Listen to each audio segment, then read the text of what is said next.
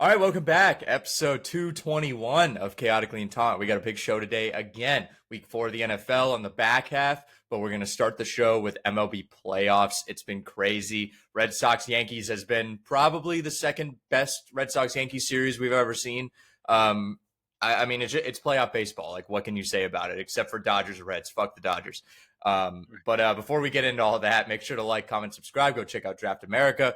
Go check out Spring Hill Sports Cards. They've been off for a few weeks, but they will be back, I think, maybe next week. John is returning from his honeymoon. So, again, make sure to like, comment, subscribe, and let's go.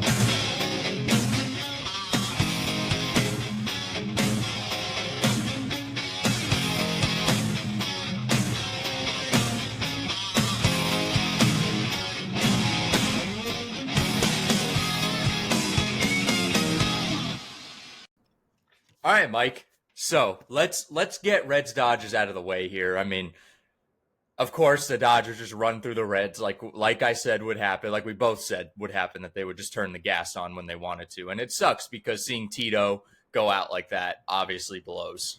But it was the Dodgers; it was always the Dodgers. So, give me a little bit on this series, and we'll move into the interesting ones.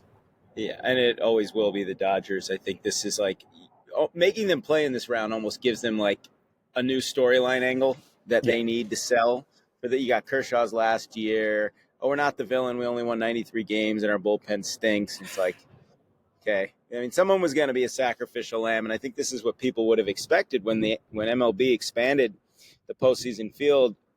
I guess at first people were like, well, look what happens. Anyone gets in. And then Arizona and Philly, the year before that, they were 6 seeds. So they've kind of disproven that. But there are certainly going to be years, this year being a prime example, where you add that extra playoff spot and you get a team like the Reds that's completely overmatched.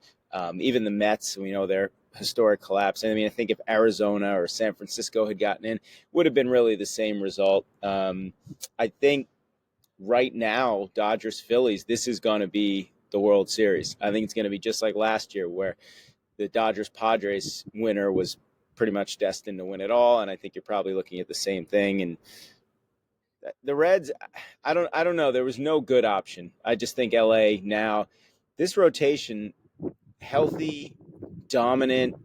They had Yamamoto, Flaherty, and Buehler as their starters last year and won the World Series. So when you just think about it in those terms, now having Yamamoto, Snell, Ohtani, and Glasnow as a 4 with guys like Emmett Sheehan, Clayton Kershaw in the bullpen, you bring Sasaki back as the closer. All of a sudden, these bullpen woes become a lot less prominent because you have these other pitchers. Now, Sheehan gave up a few runs. The bullpen's still actually been a little shaky in the first 2 games, but we've seen teams with shaky bullpens figure it out. Astros in 17, Nationals in 19 come to mind. You get it done, and you can use starters in the bullpen, and the lineup is just going to flex its muscles.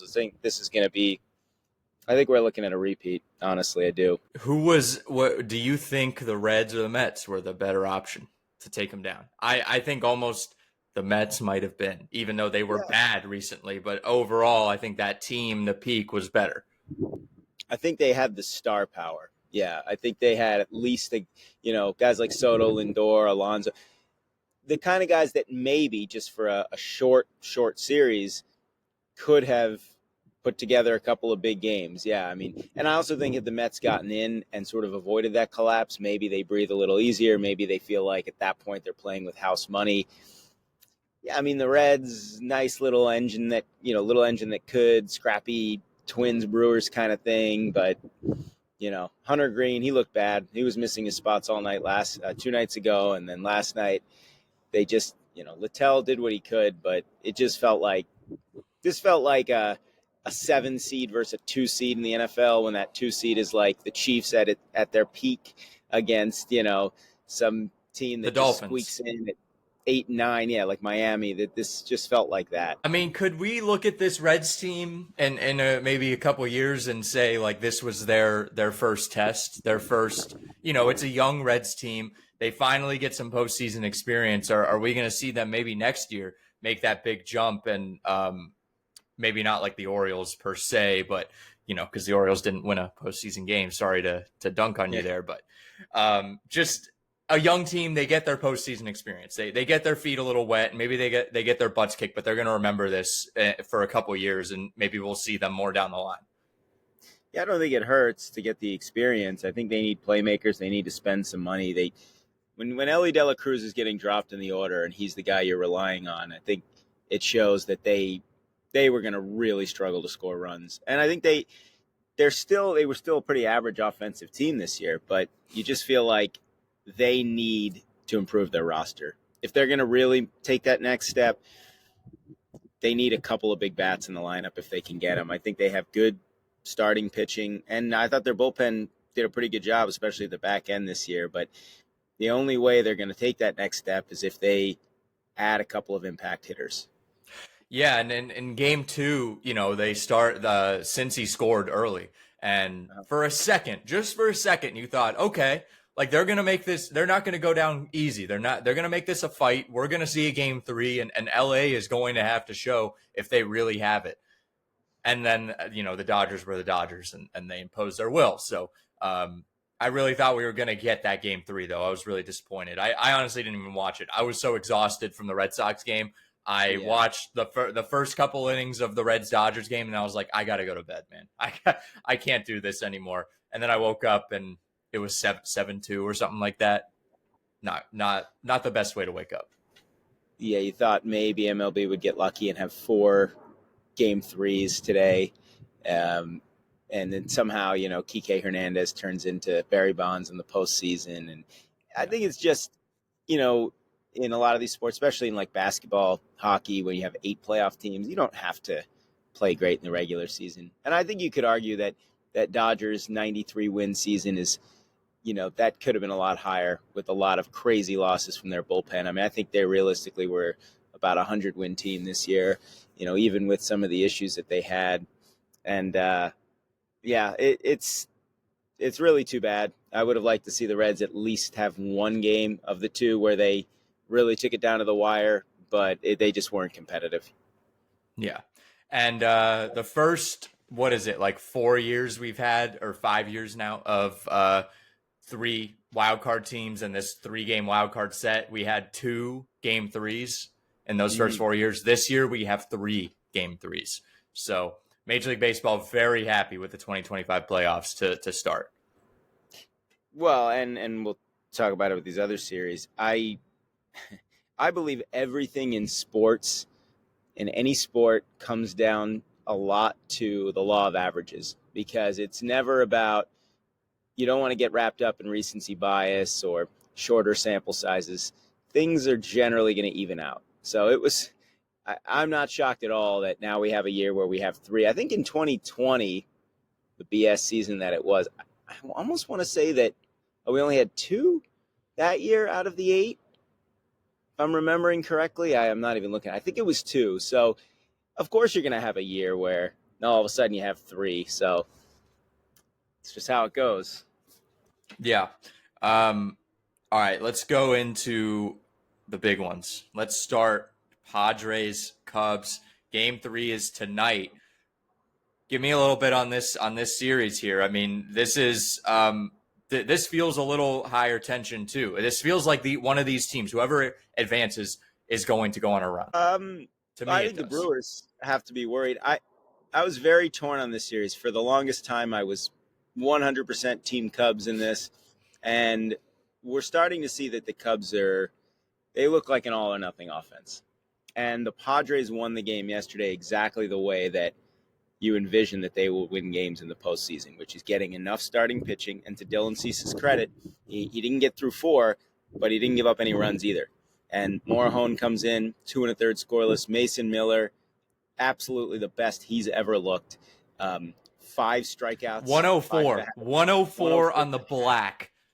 104.5 on the black. I think it was Carson Kelly. And then Suarez comes in and he gets 4 outs, gets a double play to end the game. They get enough offense. And it's like the Cubs are kind of the all or nothing offense, and the Padres are the get just enough offense.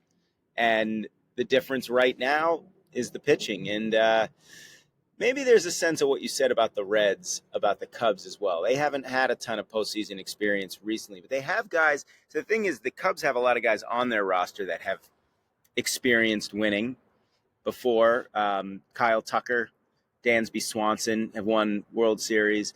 I think some of the pitchers, some of the younger guys have not experienced this as much.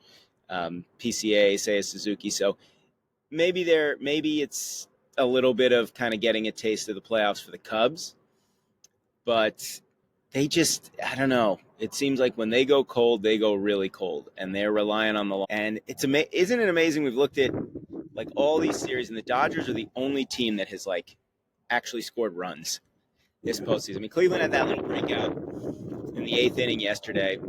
Yankees, Red Sox, we've had a total of 11 runs scored in 2 games there. I mean, that's Yankees, Red Sox. 4-3 last night, 3-1 on 4, yeah. 11, right, and Cubs, we've had 3-1 and 3-0. So you're talking about 7 runs in 2 games there. And Tigers, Guardians they had scored, I guess, 2-1, 6-1, 6 runs through the first 16 innings in that series. And of course, the Reds got a few. I would say they're garbage runs, but even the Reds have scored more than some of these other teams. So it's so much. It's either great pitching or one-dimensional offense. But yeah, flip a coin in this game tonight. I don't know. I really don't know what to expect from either team. I don't think that either team is quite championship material, but you've got a very experienced pitcher in Yu Darvish going for the Padres. He pitched great last year in games 2 and 5 last year against the Dodgers. He really stepped up for San Diego when they needed him last year. And Jameson Taillon has been pretty good in his postseason career, I think. So he got a little bit of experience there with the Yankees in 22, was it? Would have been, yeah. Yes. I take that back. He actually did not pitch well in that post. All right.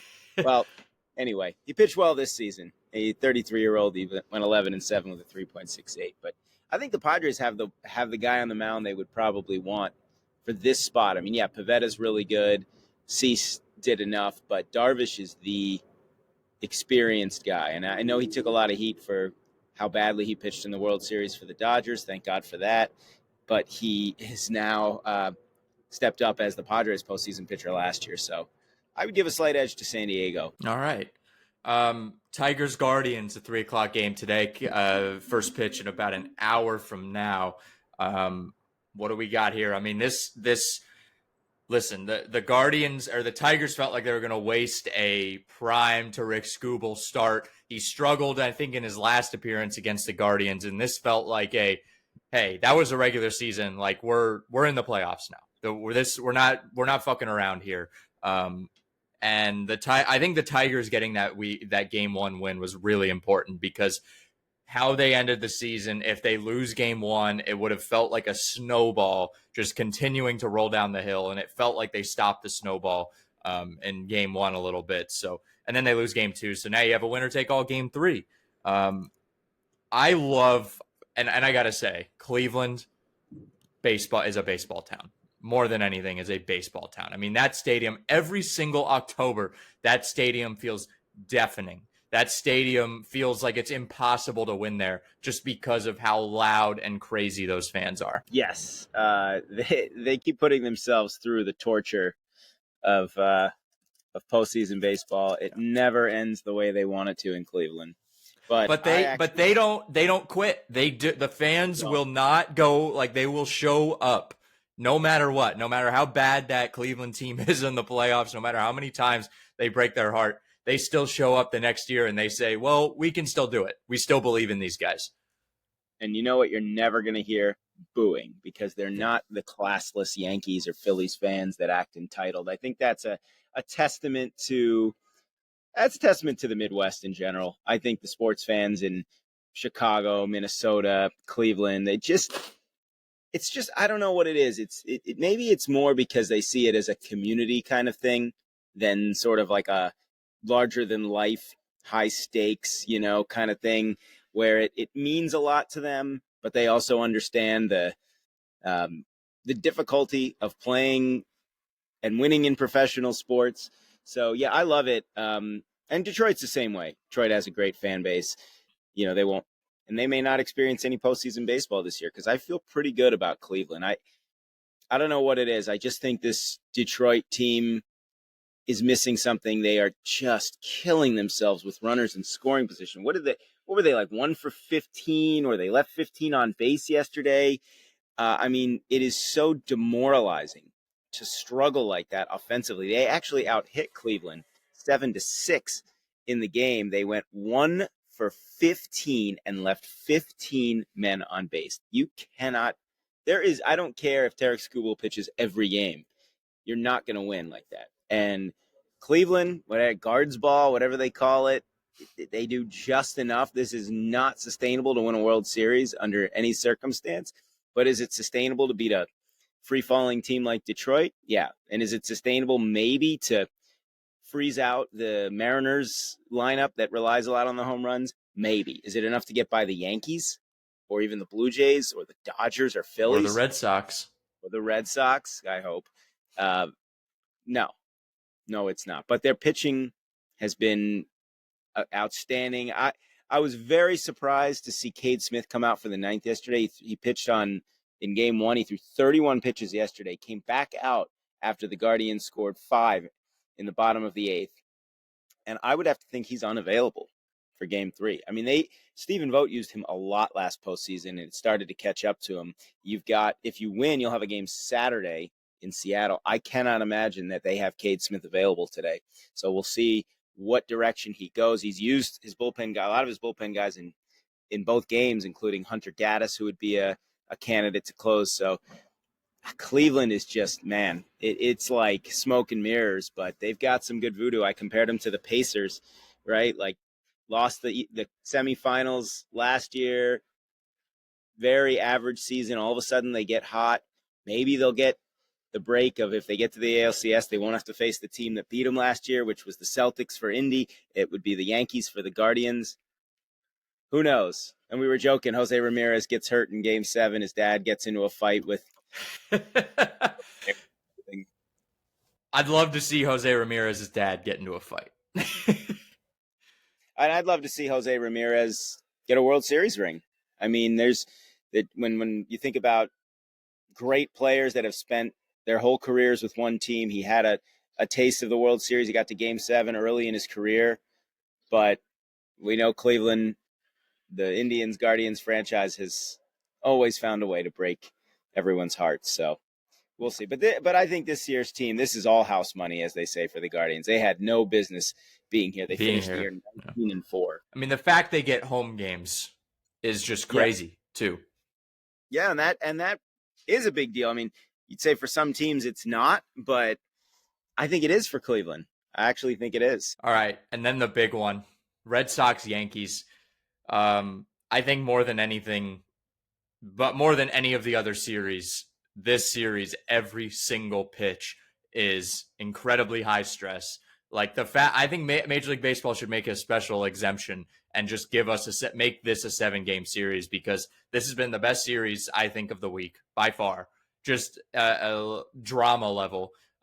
Every game has been close. You have Garrett Crochet throwing 117 pitches, retiring 17 consecutive batters in game 1 after giving up the home run to, I think it was Torres.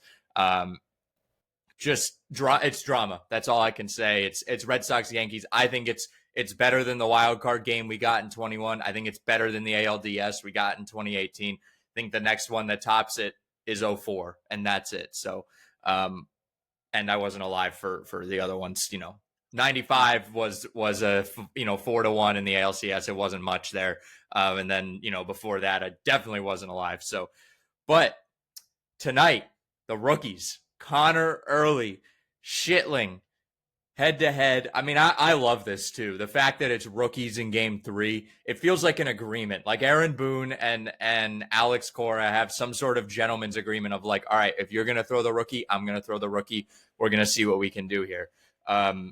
The concerning thing for Boston is the pitching right now.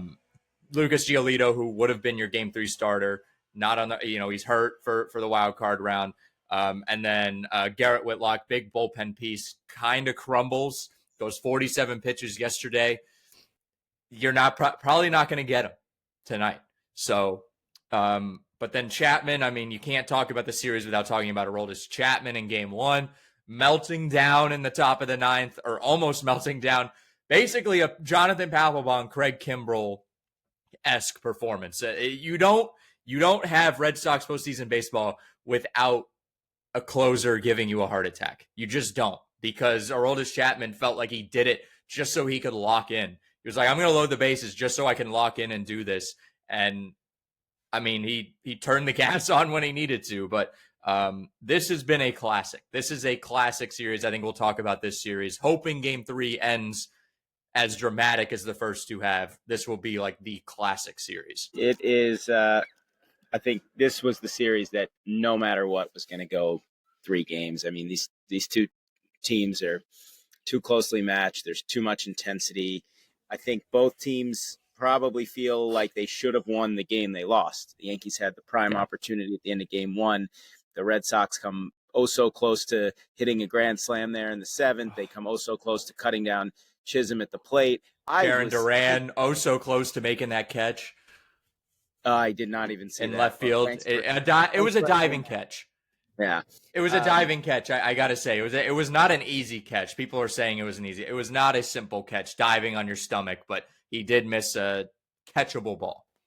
The only image I hated seeing more than Wells and his mustache at first base or Chisholm diving across home was Fernando Cruz's ridiculous, over the top, electrocution style of celebration for giving up a fly ball that went 400 feet. I mean, like if he strikes out the side with bases loaded, no, Chapman should have been the one reacting that way. Instead, he does he just sort of stands there with his hands on his hips or whatever.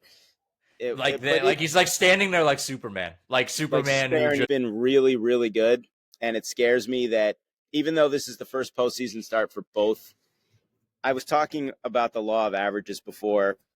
So 99, it was 99, by the way, the 4-1, not to fact check you, but I do remember that. Not 99, the Yankees wiped him out. And that was actually that game they lost to Boston in that series was the only game the Yankees lost that entire postseason. And then 03, the Aaron Boone home run, which hopefully it kicked off the reversal of the curse for the Red Sox. That was Cleveland and Boston in 95. Boston got swept. That was a clean sweep, I think, right? Yeah. That was a 3-game sweep. Yeah, the Red Sox won the division that year, and the Yankees were the wild card. They lost to Seattle 3-2. Yes, and that was on a mad dash home by was it Griffey? Who scored the run? Edgar Martinez, I think, hit the double. Edgar Martinez hit the double. Griffey scored. Yeah. Off of, I want to say it was Jack McDowell, who had won the Cy Young 2 years before. So go figure. He wins the Cy Young in 93, and he ends up on the Yankees 2 years later. So this series, though, it worries me because I just almost feel like I have no other logic other than the Yankees are eventually going to beat the Red Sox. I hope that's wrong. They are 5-10 against Boston this year, if you include regular and post.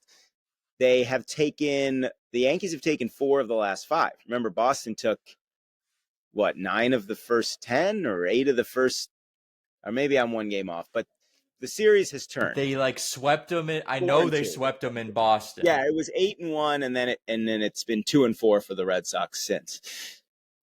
And I don't know. I just get the feeling the Yankees.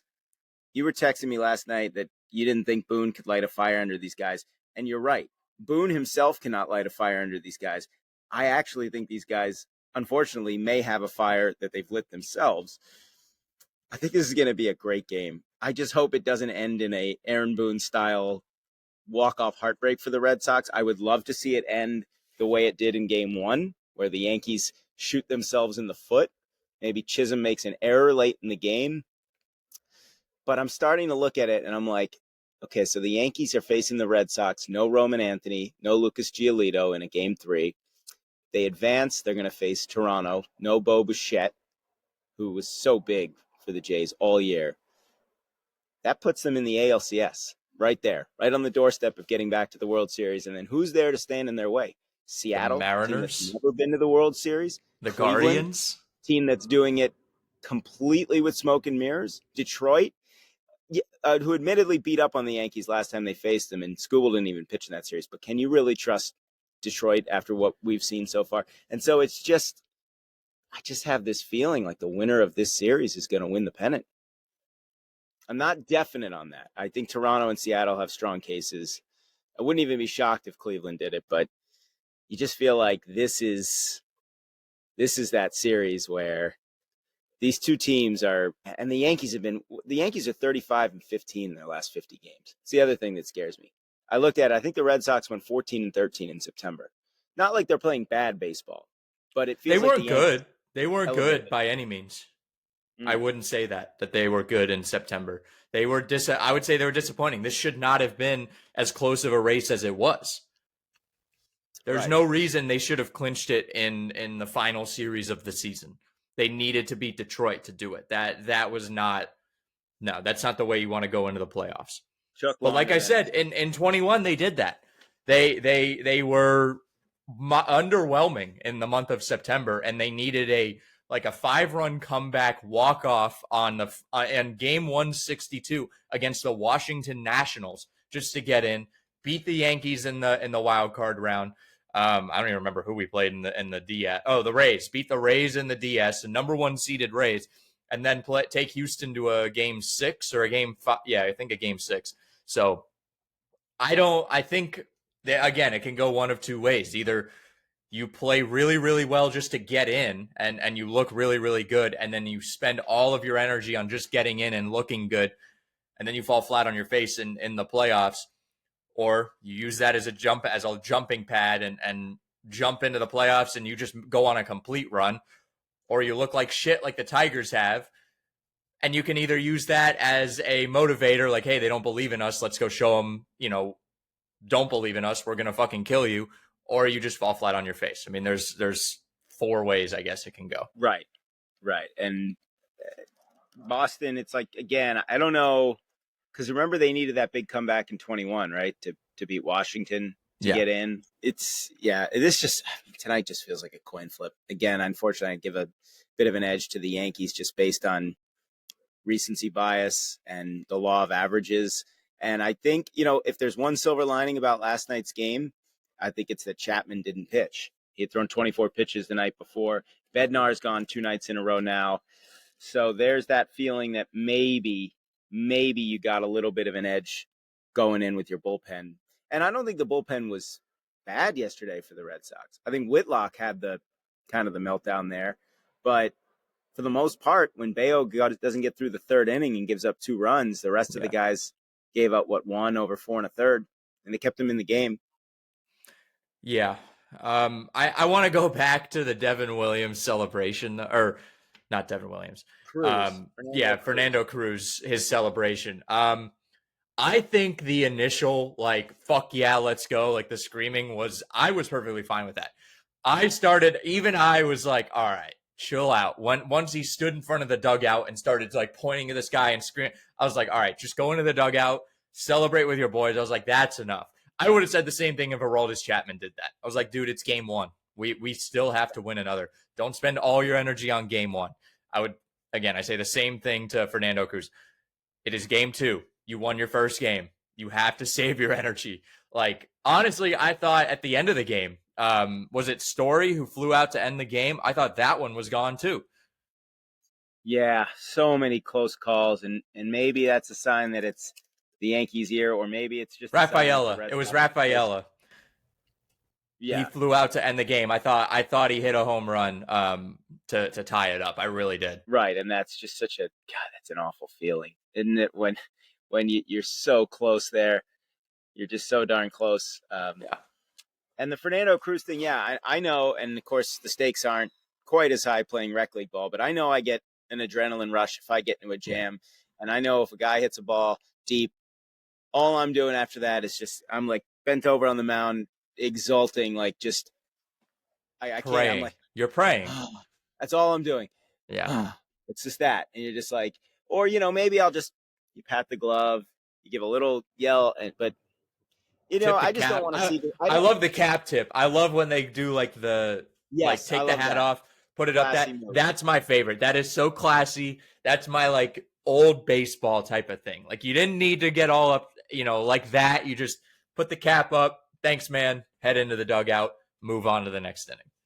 Yeah, I love that, and I just don't want to have to hear about Fernando Cruz becoming a meme, or there's an image of him on their World Series ring that like personifies. Because remember Jock Peterson, we are those mother effers, right? And they actually Yeah. put that on the ring, Yeah. and they're like, oh God, any team that, of course, they beat the Dodgers that year, and Astros, which was great, but yeah, I just don't want to see that anymore.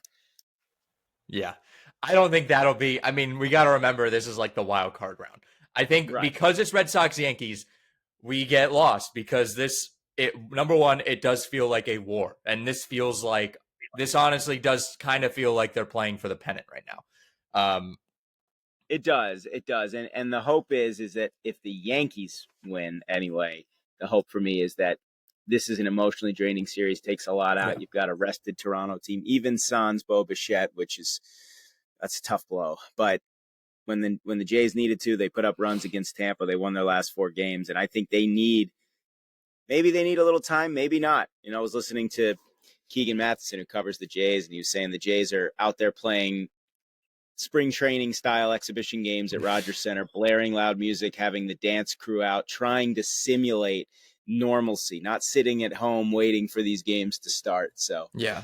we'll see how, if they can just get re-energized, can they get enough production without Bichette? And who do they want to face? I don't know. They went 8-5 against the Yankees this year. The Sox took 2 of 3 from them the final week of the season. I think they want to see the Red Sox. I really think they do. do too. I don't think anyone wants to see the Yankees, just because if the Yankees are motivated and they're playing clean baseball, I hate to say it, they are going to be hard to beat. I It think might be one of those. I think the best version of the Yankees is better than the best version of this Red Sox team. I'll say that. Yes, and I think that maybe it's that old adage in the American League anyway, that the only team that can beat the Yankees is the Yankees, and so Yes. doesn't mean it won't happen, and it doesn't mean that a team like Seattle, that's maybe a lot better than we're giving it credit for, can't do it. It just, I don't know. I love those years when the Yankees look so discombobulated and infighting, and they look so overrated. And they did for most of this year, and I still believe they have that team in them somewhere. I'm just hoping it comes out before the World Series, at least tonight. Yes. I did see this after game 1. I think Sean McAdam came out with a story about Aaron Boone and just his troubles with the Red Sox, which, if you're in 2003, who would have thought that 15, 20 years from then we would be talking about Aaron Boone having a mental block when it comes to the Boston Red Sox, and especially Alex Cora. But he came out and said there are beliefs in the organization, in the Yankees organization, that Alex Cora knows how to push the buttons of the Yankees. And we've seen it. We have. He's beaten them in 2 other postseason series at this point. And I'm not saying this as the Red Sox are going to win tonight because Alex Cora can do this. At the end of the day, I think management in baseball is incredibly important to, the series. Like, if you have a shitty manager, no matter how good your team is, you're going to struggle with another playoff team. I think this is going to come down to execution. And I think it's going to come down to the players on the field. But I just found it interesting that even the Yankees believe that Aaron Boone can be rattled just by Alex Cora. And Alex Cora, say what you want about him, I've had my criticisms of him. In the playoffs, the man wins. He just wins. In his 3 playoff appearances with the Red Sox, won a World Series, went to the ALCS, and now we're in a game 3 in the wild card round with a team that, at the beginning of the year was expected to win the American League East, underperformed for about half the year, hit the gas, and then underperformed in September again. This feels like an Alex Cora game. This feels like a big Alex Cora game. And my last question on this, if the Yankees lose this series, does Aaron Boone, what is it going to take? I don't, and Yankees, I'm advocating for Yankees fans at this point. This rivalries are fun when both teams are at their best. Is this Yankees team the best version of itself with Aaron Boone at the helm? Look, you tell me. John Farrell won a World Series in 2013. He got a couple of talented teams to the division series in 16 and 17, but they bowed out rather quickly in both of those series. And management, Dave Dombrowski, felt like we need someone else. Joe Girardi took the Yankees to within a game of the World Series with a very young team in 2017. But, I think the criticism was he didn't connect with younger players the way they felt that Boone might.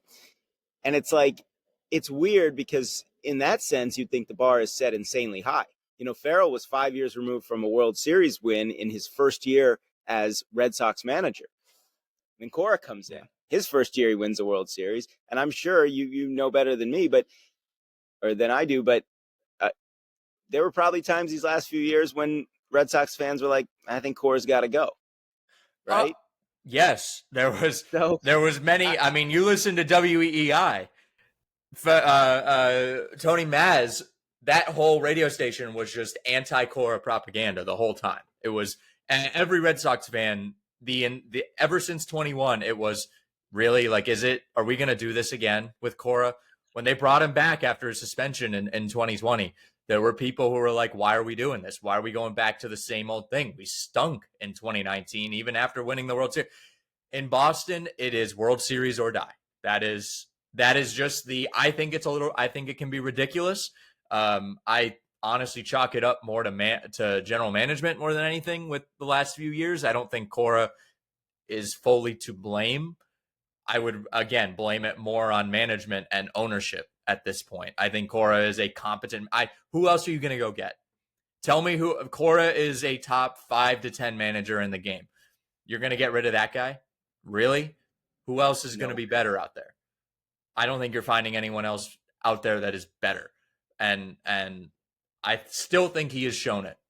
I still do. So I think unless the Yankees have some real catastrophic meltdown that can be fully pinned on Boone, it's just not happening. I would still say they're probably not going to fire him, but it certainly would not shock me. Yeah, it absolutely would not shock me. Like as much as I hate the Yankees, I don't want them to be bad.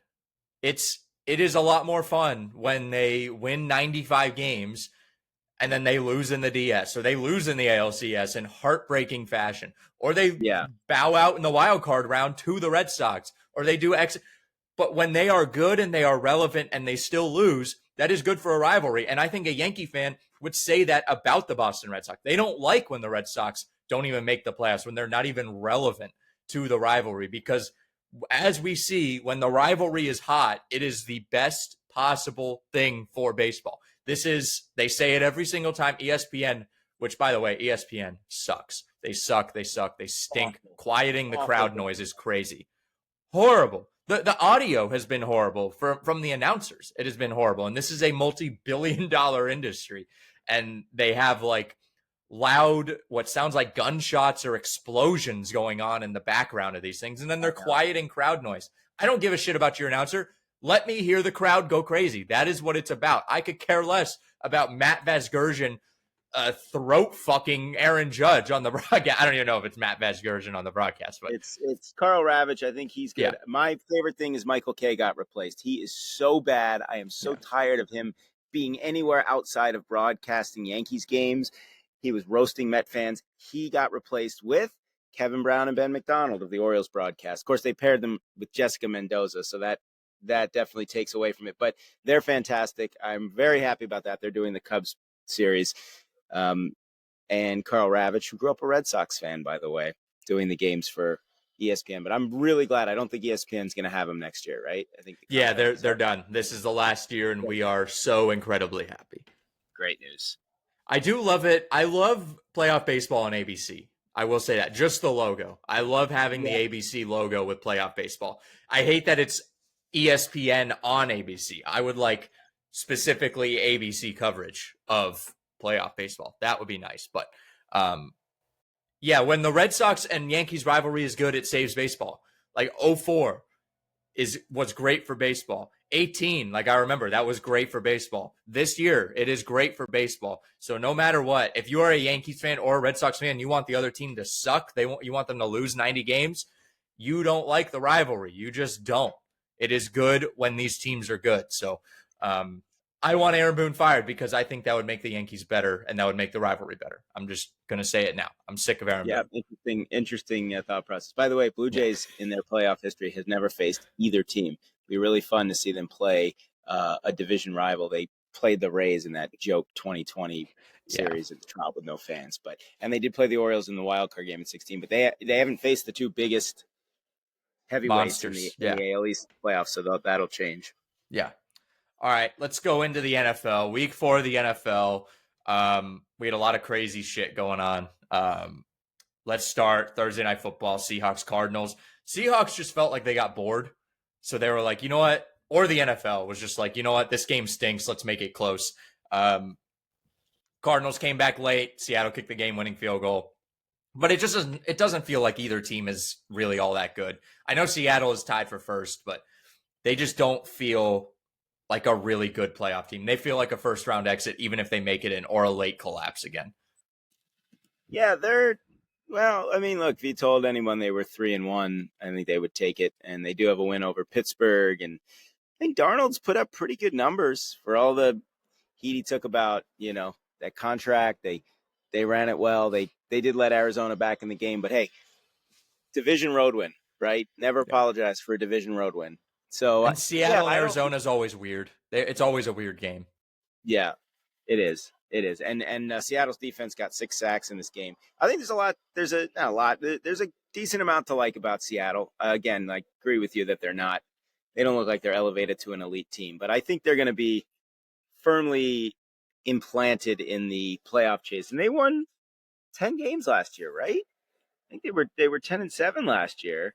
So it's not like they're just this like upstart team that hasn't, you know, shown that it can win games. Yeah, they won 10 games last year. So, and they were 7-1 on the road. And they're 2-0 on the road this year. So, Yeah, who knows? it feels like almost like Sam Darnold's Vikings. It feels like a team led by Sam Darnold.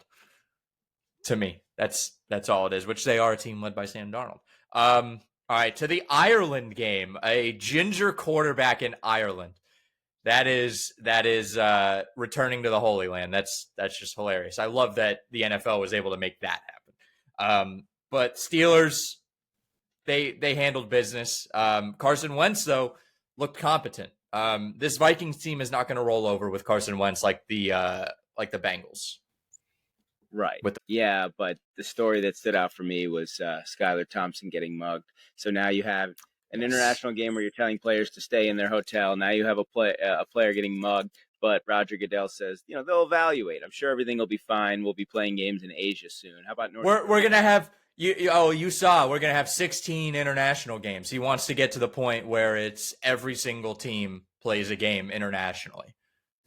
Weirdly, that makes sense at this point, the way it's trending. But I just think it's just so.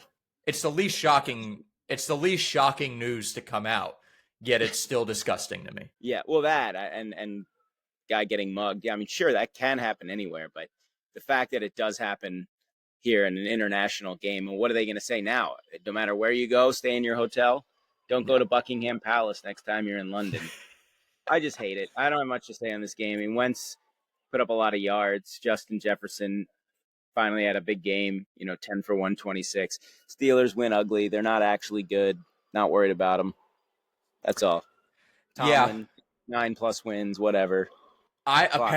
I've heard very good things from the players at least about the environment, which that also is the least shocking thing that Ireland is good. If they were going to do an international Super Bowl, I do not approve of any international Super Bowls, but I think Ireland would be the best. I think that would be the one that would make the most sense. I mean, Notre Dame, obviously, like that, the big Irish connections there. They love Notre Dame football, so I think that would be the best one. And Kenneth Gainwell, like for one game, looked like a Hall of Famer. So Ireland's just going to think that Kenneth Gainwell is like the greatest American football player of all time.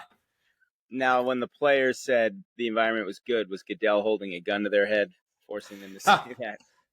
Possibly, that's possible. That's very possible. But Ireland, not to profile the country or anything, but listen, we know the Irish stereotype of being drunk Sure. assholes, and that is the American football fan, a drunk asshole, right? I think that's pretty Sure. fair. So It it's does not a fit. It complete does. shock.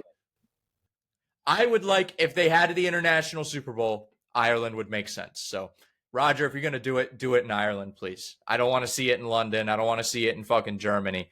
Give it to me in North Ireland. Korea is on the table, I hear. Hey, they got that water park over there in North Korea, so they need. I would love to. Jameis Winston at a North Korean water park would be crazy. It's like, all right, Chargers Giants. The Chargers, who we were, are who we feared they were. That was a weird sentence. Yes, the lesser known Dennis Green quote. We are who we feared we were. Yeah, I did. I know now it's easy to now then turn and freak out over the Chargers after this game. I would say the offensive line is the biggest concern for the Chargers. Now Herbert was only sacked twice, but he was under a lot of pressure. Oh, and they just lost Joe Alt too. They lost Joe Alt. They'd already lost Slater.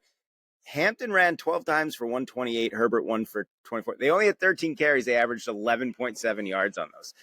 So for some reason, it kind of stalled. Dart, I mean, very modest numbers. Took 5 sacks. Had a fumble but didn't lose it. No turnovers. Rookie debut against a good defense. No turnovers. I think he did exactly what the team needed him to do to win.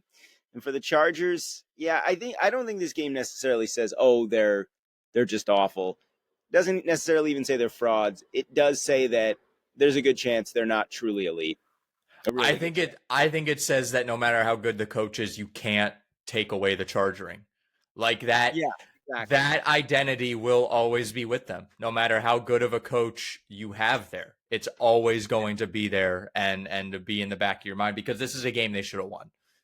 I mean, you have a rookie quarterback, an 0-3 team putting in a rookie quarterback. They're quitting on Russell Wilson, and you come out and you score 18 points in this game. I mean, come on, it's charging to a T. You're 3-0 going into this. You're probably the best. When was the last time the Chargers felt this good? Really, before this game? Maybe since the LT days. I don't know. Yeah, and they still can't get it done against a measly Giants team. No matter, I don't care about the quarterback. Not good. Really, just charging to a T. Texans, Titans, not much here. Texans won the game they should have won. They get their first win, and the Titans are really, really bad. Cam Ward literally said it was ass. They were ass today. So at least he's honest. Sums it up. I mean, Houston needed the win a lot more than Tennessee did. I mean, Cam Ward 10 for 26 for 108.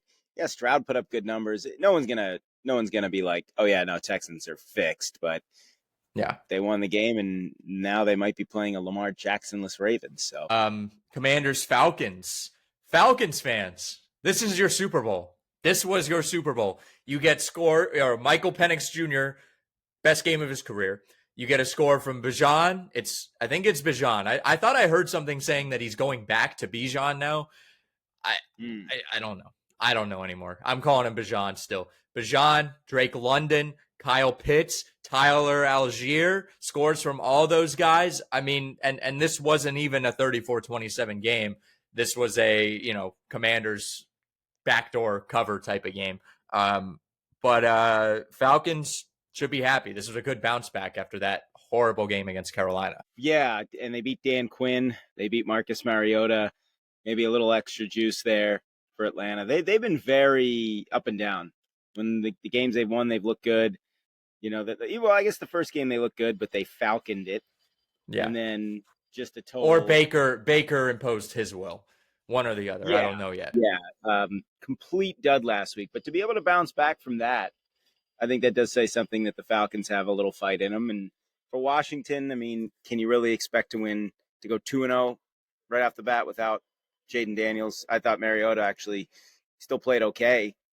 It just don't have enough juice there.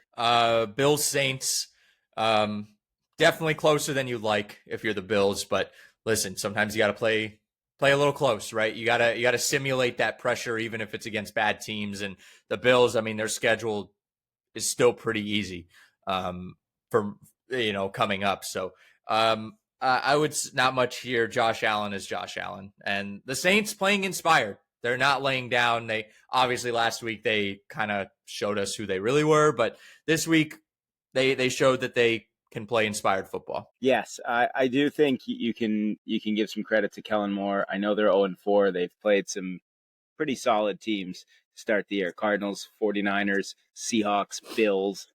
For Buffalo, it's kind of like a no-win. I mean, if they blow out the Saints, say, well, yeah, but it was the Saints. And if they struggle, it's like, oh, why didn't you beat up on the Saints? But yeah, it's not the worst. I'd still think it's almost better to win ugly, as much as it is to just blow out a team that you're supposed to blow out. And yeah, it wasn't a thing of beauty. The Saints actually had more first downs than the Bills in this game. They kept time of possession pretty close. Yardage, they were just under 300. The Saints, the Bills were at 356. But yeah, I don't know. Not too much to say here. Bills did what they had to do. They just didn't cover the spread. Oh well. Yeah. Eagles, Bucks. Eagles have not lost in the year 2025. That's pretty crazy. And the Bucks, they figured out you can't do the like lollygagging through the first half and try to come back. You can't do that against the Eagles. They got pretty damn close to making that big comeback again, but Philly imposed their will here. And Baker, back-breaking interception in the end zone. The Eagles also, after that first drive, it just felt like they're going to block everything. Like the special teams is just not going to work against Philly. So, but I'm glad to see that like a punt worked out for the Bucks or a field goal actually worked out. Yeah, ladies and gentlemen, introducing your new Kansas City Chiefs, the Philadelphia Eagles, winning games in the most incredulous ways, fake tush pushes, which I'm surprised they don't do more because it seems like an easy way to mess up the defense. They're so geared up towards stopping it. Blocking kicks, winning ugly, winning with special teams, running the ball when they have to. Who's going to stop the Eagles from repeating? I mean, I think they'll lose a game or two this year, but who's going to stop them from repeating if they're going to play this well-rounded? The Buffalo Bills. Say, the Buffalo Bills. They let up a little bit towards the end. Fine, human nature. A.J. Brown's mad about something. Because, when you're Philly, you got to be mad about something. But everything's two for good. 7. 2 receptions for 7 yards. And yet they still beat a good team on the road that kicked their butts last year.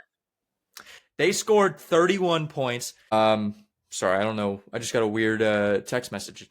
They scored 31 points. Jalen Hurts threw for 130 yards.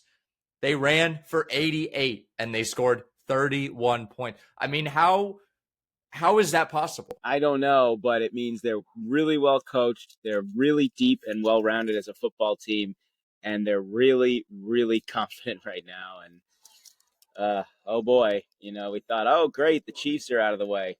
Don't worry, there's another Kelsey brother right behind. I know he's not playing, but I don't know. The Eagles team is just locked and loaded, and I think it's disappointing for the Bucks. I mean, yeah, they made a comeback there, and lose by 6 is an intentional safety, but yeah, they put themselves in a hole. I mean, Bucky Irving, their running back, was their leading receiver, 5 for 102. He had a 72-yard score, but I don't know.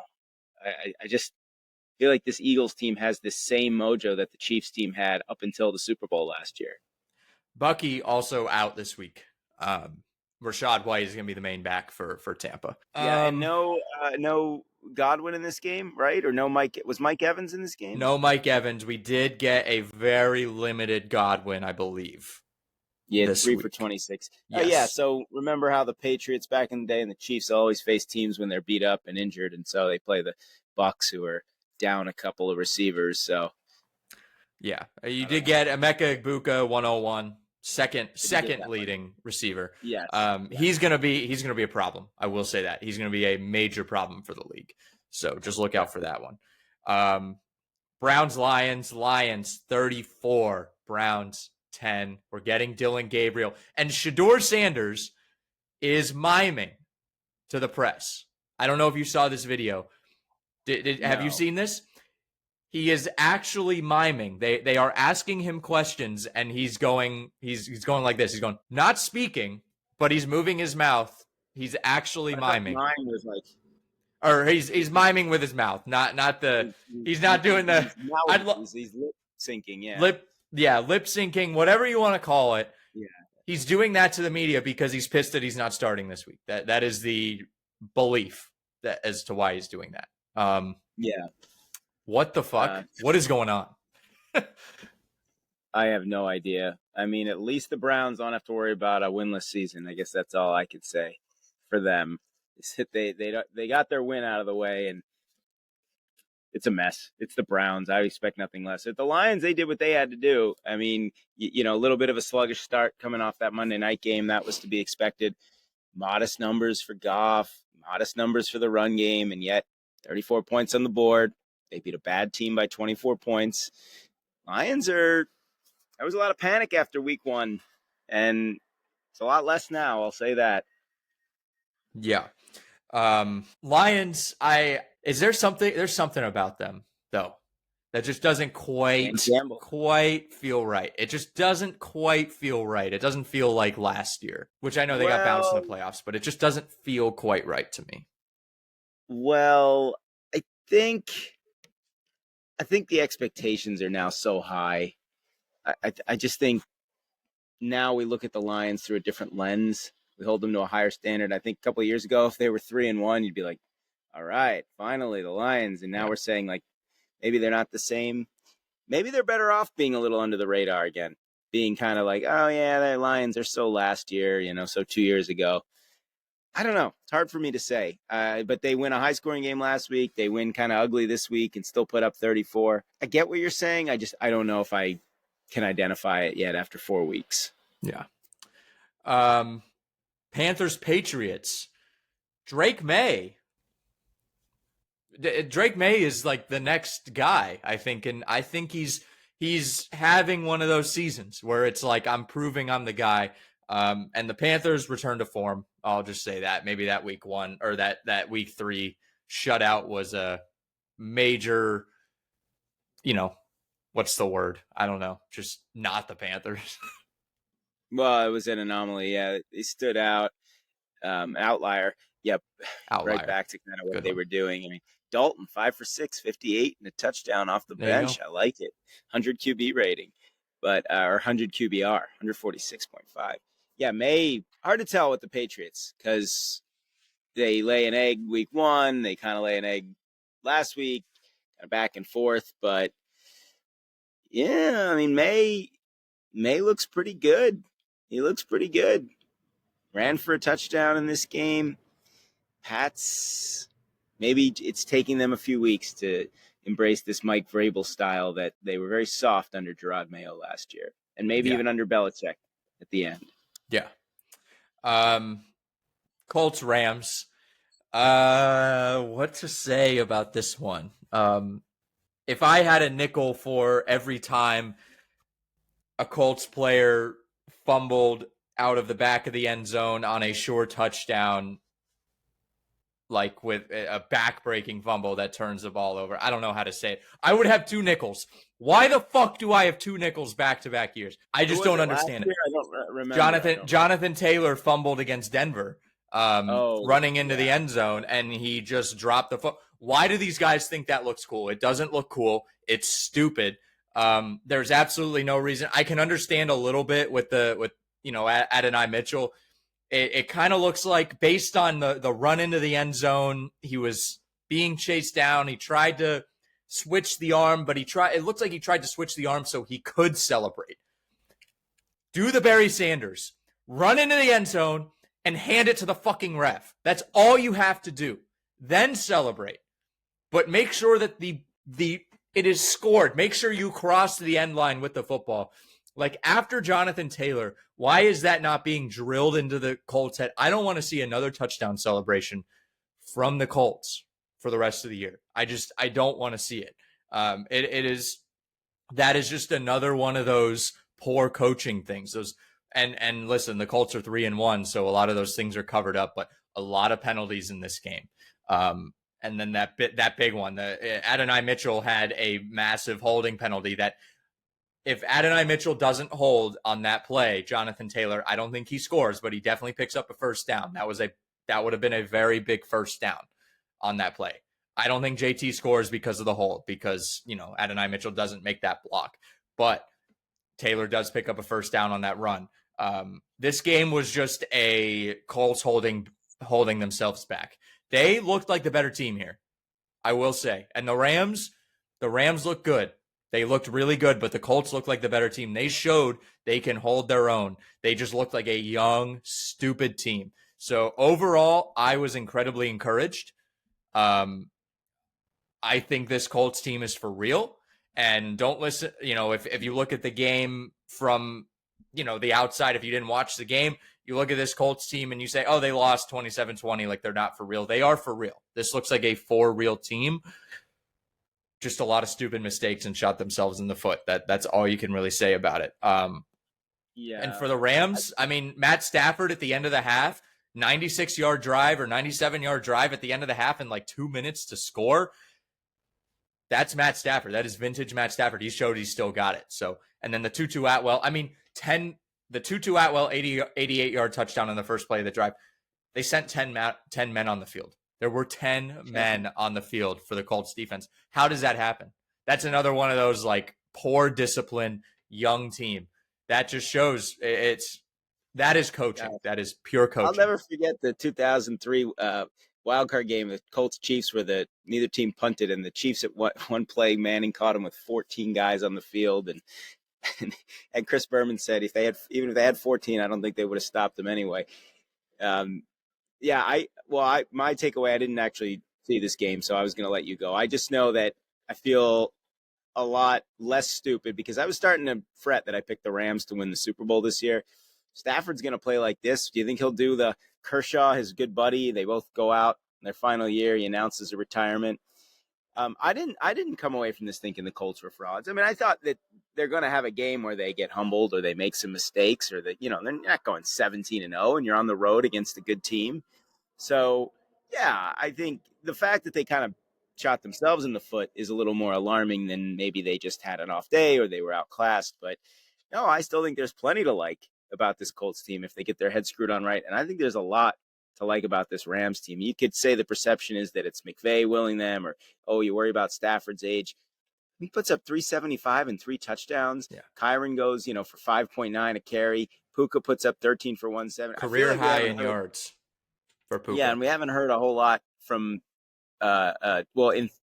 it feels like we haven't heard a lot about Devontae Adams, and yet his numbers are still pretty good. He's got touchdowns in each of his last 3 games, so that looks like a good pickup as well. Like, I think the Rams like flying under the radar a little bit. They're certainly, they feel like they certainly should be 4-0. Block kick there at the end against Philly. Kind of slugged a win against the Texans, right? It was kind of ugly, and then we always say, like, that's okay. Especially week 1, you win ugly. They go into Tennessee. Same thing, not the best effort they're ever going to have. They're efficient. They're 3-0 against the AFC South. I know that. They have one more in a few weeks overseas somewhere against Jacksonville, probably in China. I'm not sure. Japan, I forget where they're playing. Antarctica. That's where they're going. Yeah, that'll be a good one. It'll be a good one. Yeah, I love cold weather football. It's an outdoor game too. They're going to have to. They're building a stadium out of snow. Yeah. And so Niners, short week. They play tonight at the Ravens, maybe without Jackson.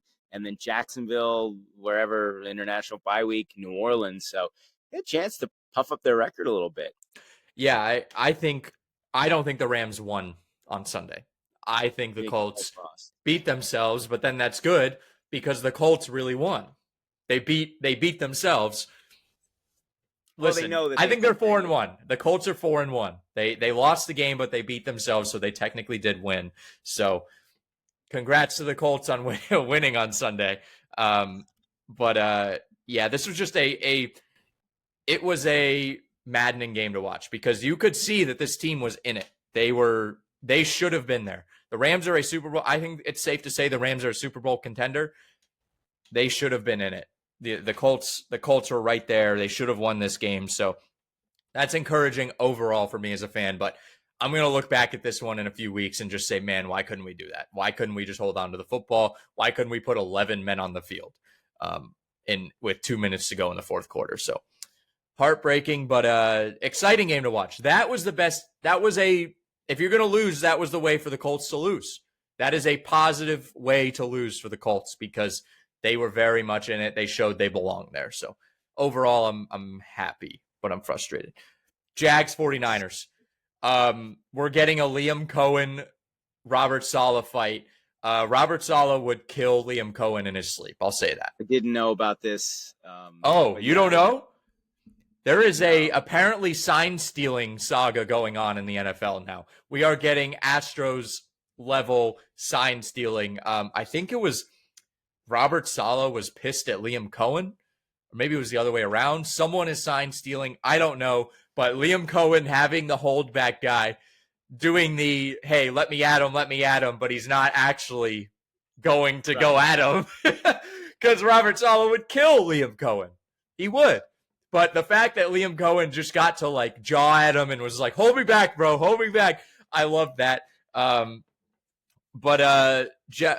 Jaguars, I think the 49ers should have let Mac Jones into this revenge game. Very big revenge game for Mac Jones, and they started Brock Purdy. But the Jags are 3-1. Somehow they're 3-1. Remember there was a mic'd up of like Vrabel talking to John Harbaugh. He's like, yeah, we should just let the coaches fight, huh? Kind of laughed and thinking like John Harbaugh wants to fight Mike Vrabel. Jags are very quietly one of the nice early season surprises here. A lot of people thought that they might be. They get their prove it moment on Monday night. They got a Monday night game against the Chiefs at home. So they got a chance to, back-to-back weeks beat the 49ers and the Chiefs is pretty impressive. And ETN, if he's going to run for 124, they don't need as much from Lawrence. But Trevor, no sacks, no turnovers. Just imagine that. Trevor Lawrence, no sacks, no turnovers, efficient. And even though Purdy put up over 300, it was like Jacksonville got themselves a nice halftime lead. 4 takeaways for the Jags. 4. Yeah. Right. The Niners have the edge in all the offensive numbers. Well, not really rushing, but passing and first downs. And Jacksonville had 12 penalties for 90 yards. But, yeah, you don't turn the football over. You force 4 turnovers. You're going to win almost all those games. This was also one of those weird matchups, like especially getting a fight at the end. It's like Jaguars, 49ers. There's like no rivalry here. This game just kind of existed and it happened. It felt like a future game where it was like 10 years ago, I would have sim Madden 10 years into the future and it would have been like, oh, Jaguars and 49ers have like some weird rivalry because of their coaches. That's what it felt like. It felt like a futuristic dystopian game. Right. And I'm really glad that hopefully we're not going to have to see this again for another 4 years. Because I don't want to have to see this matchup again. Maybe 2 years with this new 17th game formula. I'm praying I don't have to see that either. No, please, God, no. Seahawks, Jaguars feels a little bit more correct, right? Maybe Cardinals, Jags. Yeah, I guess so. Those matchups just feel more NFL. Like it doesn't feel like football when the Jaguars and 49ers play. Yeah, strange. Yeah. Strange matchup. And to a pretty normal matchup, Ravens Chiefs. Lamar Jackson quit. Did he quit on the team? Yeah, but not in this game. I mean, a while ago. No, it's just I don't know what's going on. I don't know why the team is so lifeless. I don't know why they're getting pushed around up front. Now they're getting the injuries, but it's one of those now where they can look at it and say, "Oh, now we got injuries. Now Lamar." There are a lot of problems, even if they're fully healthy. I just don't know where to start. Like, you can't. I mean, Justice Hill. What's wrong with Derrick Henry right now? Is he losing confidence because of his fumbles? Is Jackson getting really frustrated? I mean, he was still sacked 3 times in this game. He was sacked 7 times a week ago. I have always, and for many years, been very concerned about the Ravens' offensive line. I think that was a huge part of why they lost that AFC Championship game a couple of years ago. It was easy to blame Lamar. It was easy to blame coaching, running game, but they just aren't. I mean, when you don't have an offensive line, your offense just doesn't go. It just doesn't go. And, they're not able to get the ball down the field to Mark Andrews. He had 7 catches for 30 yards. Like everything's short. Jackson is I don't know if he's forcing balls. I don't know if he's pressing. I don't know if he's just incredibly frustrated. But this is a Kansas City team that looked like a very pedestrian offense. I know they got Xavier Worthy back. He was their leading rusher. 2 carries for 38. I noticed the Chiefs did a lot in this game, what they did to the Ravens last year, which was a lot of quick passes over the middle, exploiting maybe slower linebackers, more vulnerability in the middle of the field. And it feels like that's where the Ravens are getting gouged, both in the run and in the pass. And it just looks so bad. I want Harbaugh gone, but that's never going to happen. He's going to. There's a lot of people out there who are they believe that the Chiefs are back because of this. I don't see it whatsoever. I don't see it as that. I just don't. Just because Mahomes threw 4 touchdowns and 270, like this is he's gonna have his Mahomes games. Yeah, but they didn't run the ball. They can't run the ball. They cannot. Run the ball. No. They 32 for 118. That's 3.7 yards per carry. Like that's not. That was their bet. Was that their best performance of the season on the ground? And that's not like overwhelmingly impressive in my eyes. Yeah, it's not. And I don't think the Chiefs. It's two-way street. I don't think the Chiefs are back, but I also don't think they ever really left. I just think that they're a little bit down from what they were. I said they're still going to win double-digit games. I have no doubt about that. I think there's a good chance they win the West. It's just, has maybe Buffalo passed them? And that may be the only team. And we were saying, the Chargers. I don't think so. Not the Broncos, the Rays. I still think the Chiefs, unfortunately, are going to win the West. I don't think they're back. I don't think they left. I just think that they are beatable now.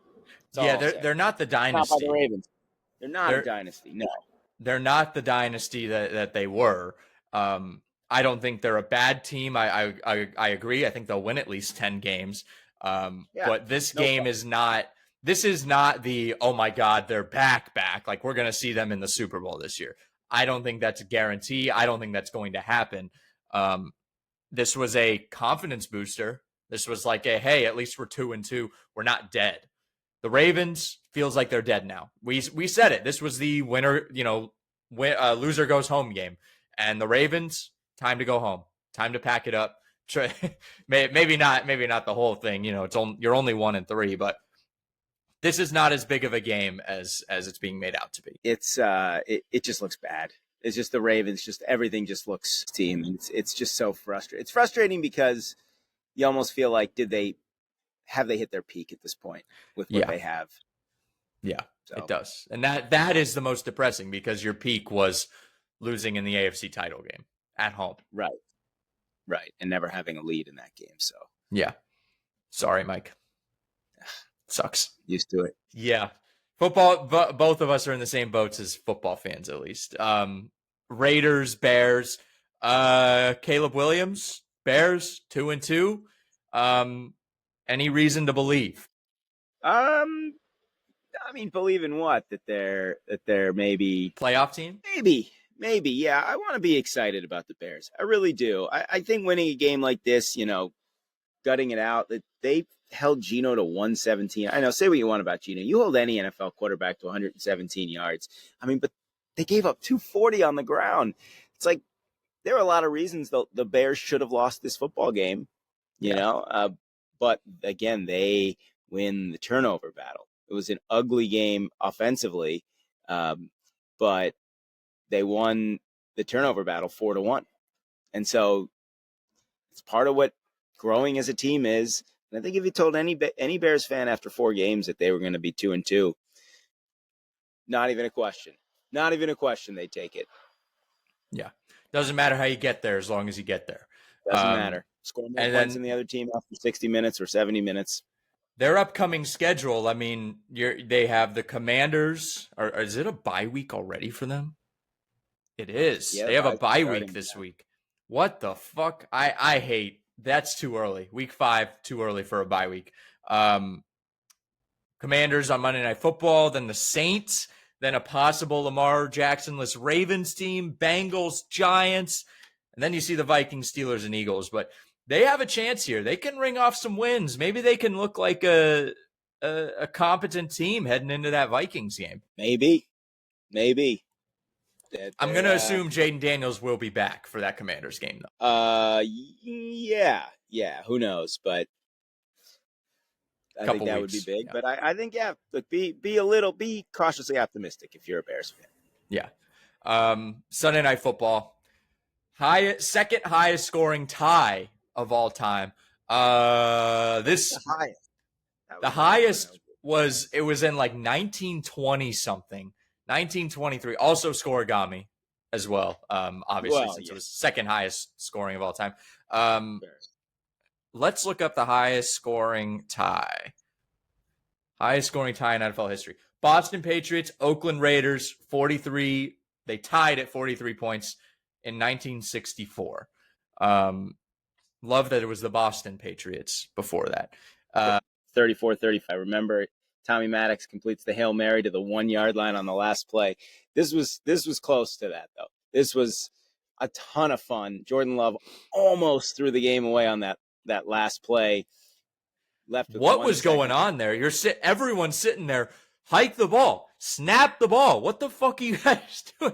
Really just hard to watch that one. It was. I think the Cowboys should be more encouraged about this game than the Packers. Green Bay. Oh, yeah. This was a win for the Cowboys. I mean, they lose 13-10 to the Browns, and then the next game they score 40, but they don't win. And you were saying that thing about the Lions just don't look right. That's actually how I feel about the Packers, more than I do about the Lions. About there's just something that just doesn't feel like it's there for the Packers. Micah Parsons or no Micah Parsons. It feels like that last sequence where they almost threw the game away kind of sums up who they really are beneath the talent that they have. Yeah. Ties are stupid. I'm sorry. How about my buddy was saying, how about a kickoff? How about a field goal off? Just keep moving it back 10 yards, and then if you're still tied, then have a Hail Mary off. Do the XFL. Do the XFL. Drop it from a helicopter at midfield and just have two guys fight for the football. Like I think want that to would be almost like grown ass men. You don't tie. I mean, it's like you guys are grown ass men. Come on. I agree. These are adults. These are grown ass adults.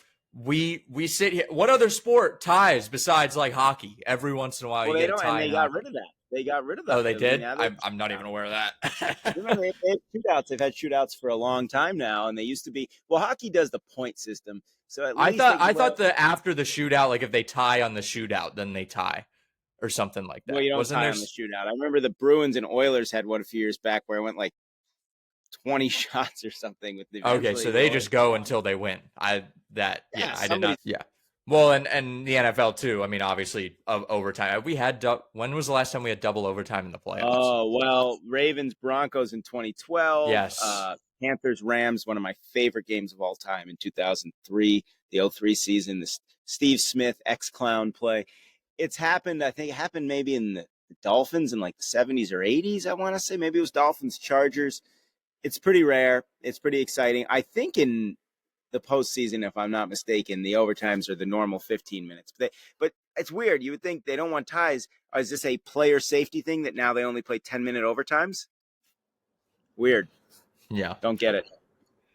All right. Probably doing more scoring or whatever, or more frantic play. Probably more gambling, to be honest.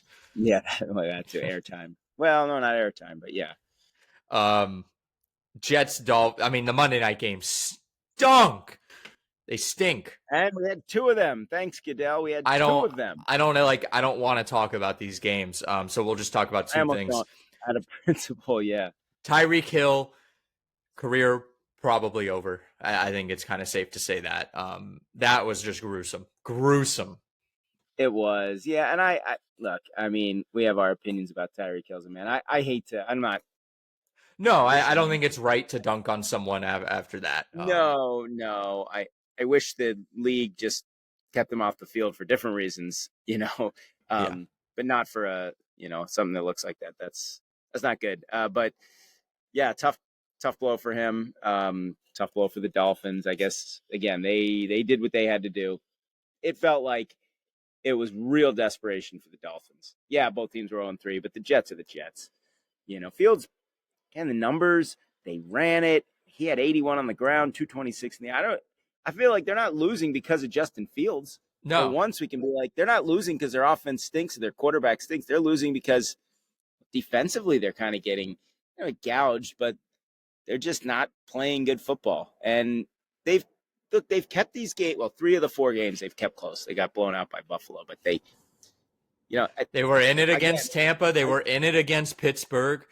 I Yes, mean, they almost came back from a 3-score deficit against Tampa. I do think, if nothing else, I think I said this before after week one, if you're a Jets fan, at least these are entertaining losses. I mean, so often over the years, it's just been this lifeless offense, these ugly games, these, 10-7 losses. At least now, the Jets are scoring points. They're playing like exciting football games. yeah. So yeah, they're not winning. Jet fans are used to that, but they're not used to seeing 34-32 games or 29-27 games. And I do think, call me crazy, I think the Jets are they're gonna win a few. They're gonna win like 5 games, A 6 few games. of I think these. they'll have a moment where they get better. They do. I see fight in this team. This could be, I'm not saying they're going to be like the Dan Campbell Lions where all of a sudden they transform, but I think you have to go through losing. You have a new coach. They've got a couple home games coming up, Dallas, Denver, then Carolina. So 3 home games. And then at Cincy, like, I still think there might be a few wins in there. Then they get the bye and then they get the Browns. Yeah. So for the Jets, this wasn't as urgent. For Miami, this is a very bittersweet win, losing Tyreek Hill for the season and who knows, maybe longer. So they really needed this win, and they did what they had to do. And then people discussing Tyreek Hill, and he could be seen smiling and laughing in the ambulance. You don't know what shock does to you, and Yeah, being and the amount of adrenaline that these guys are already playing with, being on the football field. And I mean, they talk about it. They know they're risking their bodies and their lives every single time they step out onto that field. Your adrenaline is already pumping. And then when an injury like that happens, your adrenaline just spikes even more. And a lot of times when you have a catastrophic injury like that, your body won't let you feel all of that. I remember it was a Rays Red Sox game in like 2012 or 11 or something like that. I was there, and one of the Rays players got hit on the arm, and he passed out at first base. They didn't know he broke his arm until he passed out because of the adrenaline and all of that. Your body doesn't let you feel the full amount of pain that you should be feeling because it's protecting itself. So a lot of times you can just have these weird reactions. So like if you're trying to accuse him of faking it or whatever, like that's, you just don't know how the human body works in those situations. So that's probably no, why he was laughing. Just because he yeah, didn't know what else he could do at that point. Your leg was almost ripped off. Like it was essentially internally like ripped off from your body. So there's nothing wrong with it. It's not Derek Anderson laughing when they're losing by 3 touchdowns on Monday Night Football yeah, back in 2010. I mean, that's different. He's he's the one in pain. So he yeah, wants to laugh, he can laugh. If he wants to smile, he can smile. Like, yeah. better than him just being in horrific agony and having to see the images of, you see guys, they put the towel over their head, they're crying, they know their year's over. Kevin Ware putting the towel over the knee. Over the knee, yeah. And Yeah. he was like, and he wasn't like looking in horrible distress. It was the players who were getting physically sick looking at this thing. Rick Pitino. I'll never forget Rick Pitino. Turns away, yeah.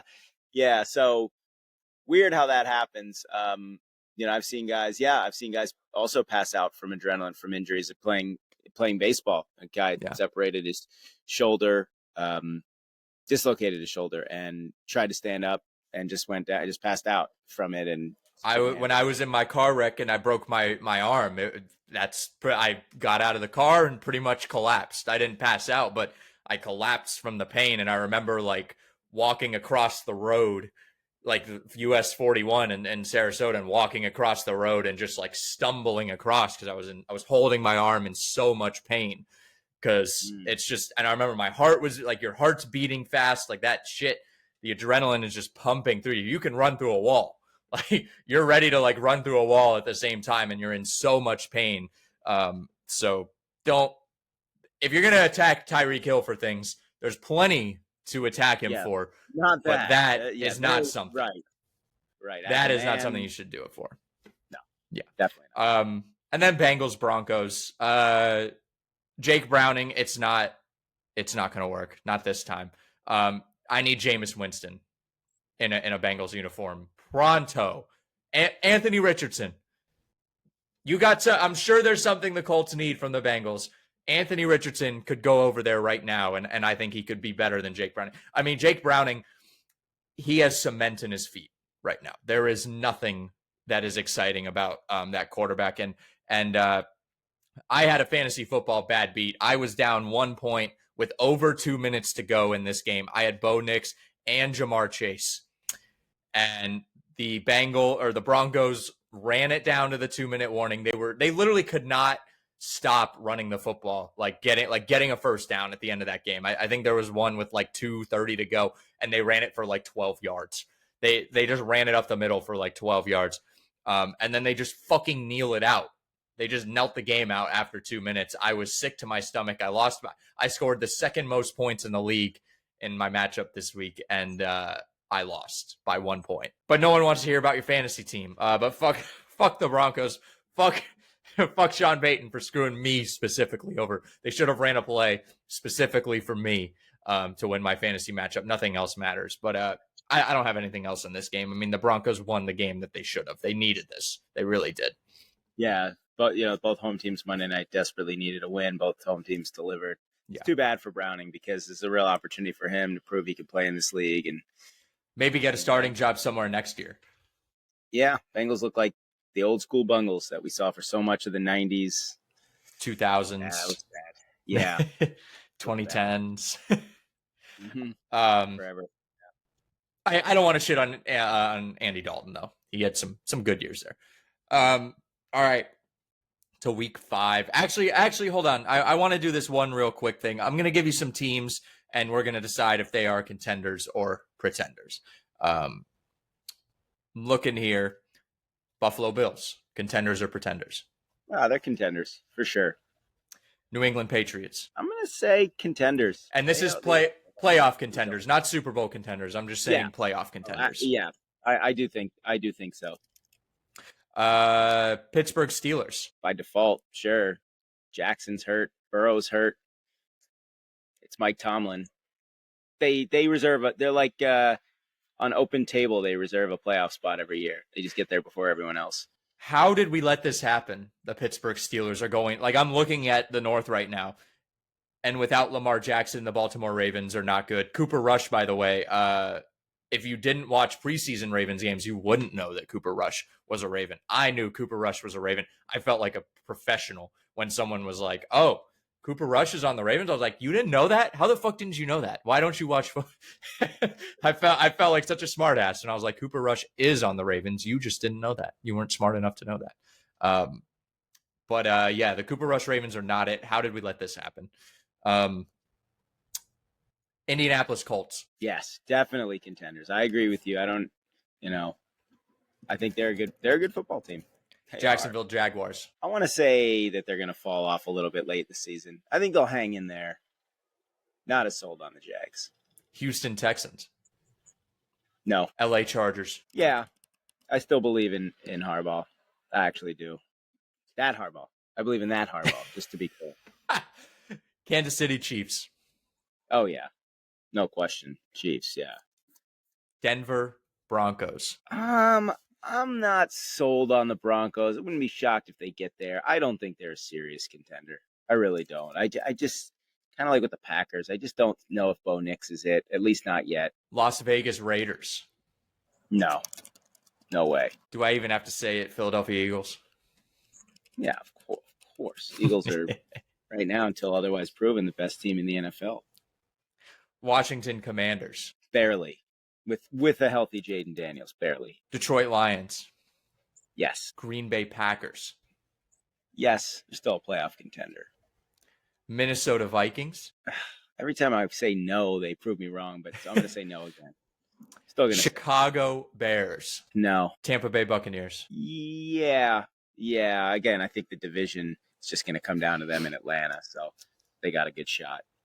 The Atlanta Falcons. For the same logic, I'm going to say yes. I'm going to say that they're right there because they just need to get ahead. They just need to beat Tampa in the division. San Francisco 49ers. Yes, but they ain't your older brother's Niners. Seattle Seahawks. Yes, I'm going to say yes. I don't know, maybe I have Mike McDonald bias and I miss him so dearly in Baltimore, but I'm going to say yes. LA Rams. Oh, absolutely. Super Bowl contenders. Finally, the Arizona Cardinals. No, no. No? A lot of people were high on them. I know Bobby was kind of high on them, and I think they're a decent football team. I don't take them seriously. I don't know why anyone else would. All right. Let's move into week 5. We're going to do our picks and then get out of here. 49ers, Rams, Thursday night football. I like the Rams. I think they're comfortable. They're moving, trying to wipe that Philly loss out of their minds. 49ers just don't look right. LA is 8.5-point favorites in this game. Oh, That's I big. didn't realize the spread was that high. Yeah. Rivalry game, I would probably take the points, but I do think the Rams are going to win. Vikings, Browns in London, 3:00. Vikings back-to-back international games too. They can't lose to the Browns in Gabriel's first start. So say Wentz gets it done. Oh, I'm going with the Rams Thursday night. I think there's going to be a lot of fatigue from this Vikings team being overseas for 2 weeks in a row. I really like the Browns here. And I think this is going to be an ugly, gross, disgusting game, 13-10, something like that. But like these big layup games, it feels like a layup game for Carson Wentz. This is the Carson Wentz spot. This is the Carson Wentz. Yeah, you're not really like you looked like it the first couple weeks, but you're not really it. I'm going the Browns here. And Minnesota's only 3.5-point favorites too, so I'm definitely going the Browns. Texans, Ravens, Houston, 2.5-point road favorites. Still think Houston stinks, but if Cooper Rush plays, I'm going Texans. If Lamar plays, I'll go Ravens.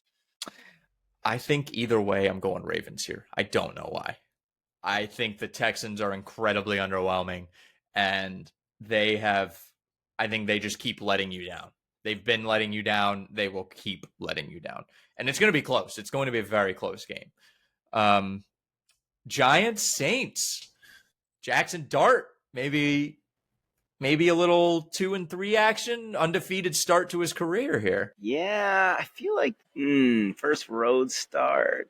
I'm not sold on it, but I'll take the Giants. I feel like the Saints are going to break through, but it'll take a little time. Saints are 1.5-point home favorites right now. I'm going with the Giants here too. I'm going with the Giants, and yeah, if the Saints were a dog, maybe, but yeah, not as a favorite. No way. Yeah. Raiders, Colts in Indianapolis. Indy 6.5-point favorites. This feels like a Colts letdown spot a little bit. I don't think they'll lose, but I think Geno and the Raiders are going to keep it really close. I think the Colts are going to bounce back with authority in this one. Wow. All right. I mean, I don't think the Colts are going to lose, but I'm very skeptical. I am, especially the Raiders. They've had a lot of.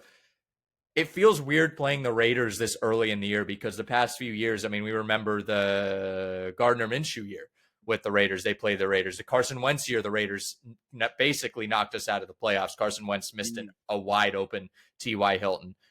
There have been a few very important late games against the Raiders that the Colts have choked in, or just it's been very close. Gardner Minshew did beat the Raiders that year. So I'm not sold. I'm never sold against the Raiders. Broncos, Eagles, Philly, 3.5-point favorites at home.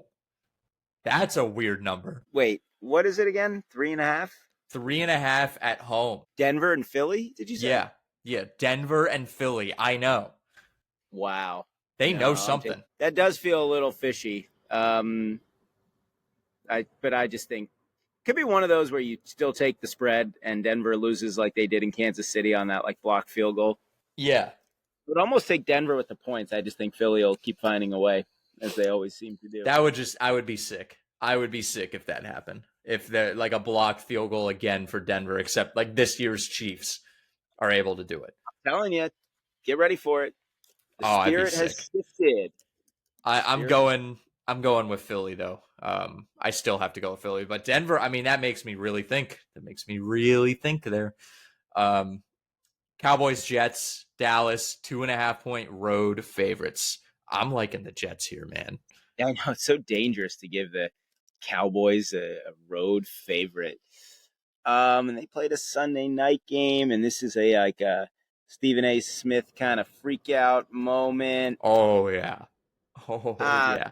think I still probably will take the Cowboys, but I would love to see the Jets win, and I think they can. I think it'll be close, but I'm going to take Dallas.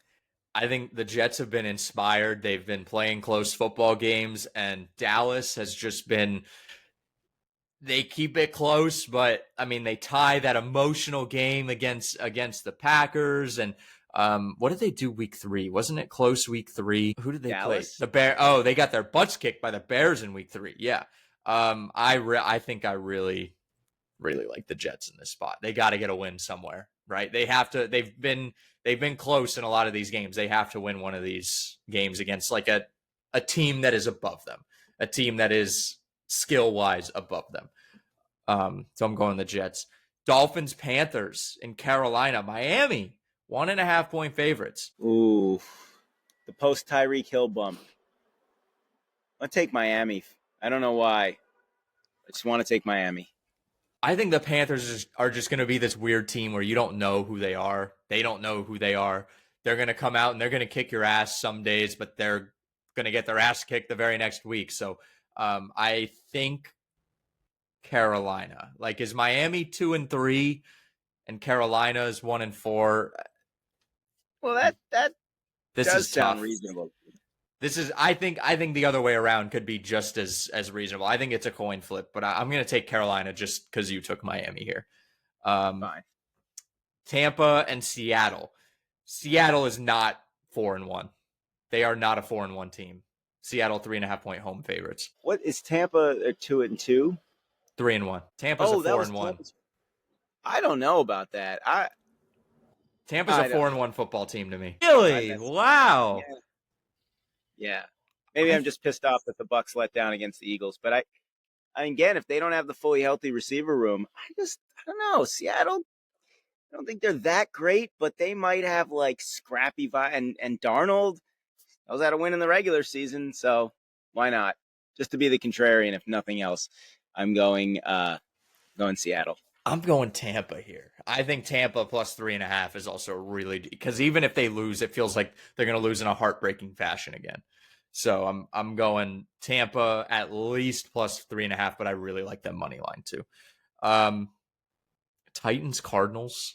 Do we have to play this game? Disgusting. Just another one of those weird matchups. Another one of those matchups that just doesn't feel right. Like is like the DeAndre Hopkins Bowl. Is that weird? Yeah, especially in Arizona, it seems even weirder. What's the line on this one? Arizona 7.5. I mean, it's Arizona. Yeah. Yeah, I'll take Arizona. Tennessee's just so bad. Commanders, Chargers. What is the status of Jaden Daniels here? Whoops. Yeah, this is an interesting thing where we don't really know. We kind of just assumed that he'd be back in a couple weeks, but I haven't really heard anything. So plans to play. He does plan to play versus the Chargers. Okay. Well, but first game back, Chargers needing a bounce back. I'm going to go with the Chargers. Yeah, I think this is a Harbaugh game. This is a Harbaugh gets the boys up and ready to play, especially after a deflating loss like that. He seems like the guy who can get him up after, feeling deflated. Lions, Bengals. Detroit 10.5 point favorites. I mean, that's not enough for me. They need to be like 15 and a half. Sorry, 10.5. Yeah, but is this the nationally televised game? Where like the Bengals don't want to get Commanders Chargers is on Fox, and Lions Bengals is on Fox. The CBS, I bet the nationally televised game will be Bucks Seahawks and Commanders Chargers. It has to be, right? Do you think that the Lions are weird and this could be a game they let down? I would actually take the points. I think the Lions will win, but some reason I could just see the Bengals doing just enough to like a gentleman backdoor cover, kind of like Miami on Thursday night against Buffalo. They just look so uninspired. They look so bad. They just they haven't looked like a football team. This is one of the worst looking teams I think I've seen in a while. Like Jamar Chase has no Anthony Richardson for Jamar Chase. There you go. Trade it. Book it right now. Right before the deadline. I like Give me it. that. I love it. I love it. Give me Anthony Richardson for Jamar Chase straight up. I know that's a horrible trade, but I don't care. Pats Bills Sunday Night Football in Buffalo. Some are saying this is a passing of the torch game from Josh Allen to Drake May. I'm not saying that, but some are saying that. Well, they already had the passing of the torch from Allen to Brady to Allen, so Could happen what's here. the line on this game? What's the line? Buffalo by 7.5. I really like at least a Patriots cover here. That's me too. They covered in Buffalo last year. It was a 3-point game. They beat them the last game of the season, although Allen didn't just hand it off to keep his streak going. But yeah, it's every other week though. The Pats look average. It's dicey. I definitely like the Bills to win. Yeah, the Bills. I think the Bills are going to win here, especially a division game. Like they have that history against the Pats. They really, they have to keep winning against the Pats. I think that's like the number one thing that the Bills fans want to see. It's like, are you going to do anything? You have to beat the Pats. It doesn't matter. Any other division game, they could lose and be okay. But if you lose to the Pats, that's where you lose, Bills fans. So I'm going Bills. But Pats to cover. Give me Pats plus 7.5. Final game, Monday night game, Chiefs, Jags, Kansas City, 3.5 point favorites in Jacksonville. I think this is where Jacksonville gets schooled. I'm going to take the Chiefs. Yeah, the Chiefs, like they have to look, because like you can't I don't think you can say they looked great because it was a Lamarless Ravens team in the second half or however long he was out for. This is like kind of the put our foot down. We're not dead yet. The Chiefs aren't dead. They're not dead. They're still going to win 10, 11 games. And the Jags aren't that good. Travis Hunter has been struggling to make an impact on either side of the ball. And I think that's because he plays in those ugly ass teal uniforms. They're so bad. I don't want to see, the Jags just don't get me excited ever. I want the Prowler uniforms. Those are my favorites. Yes, those are good. If they wear those, they might win outright. Yeah. But give me the Chiefs here. Alrighty, that's a good spot to wrap up. Get excited. It's Yankees Red Sox tonight. So and then baseball playoffs all weekend, NFL football all weekend. Great weekend sports. When does the NBA and the NHL come back? Is that next week? Officially? I think it's next week. NHL next week. NBA probably a couple weeks after that. They played in Abu Dhabi.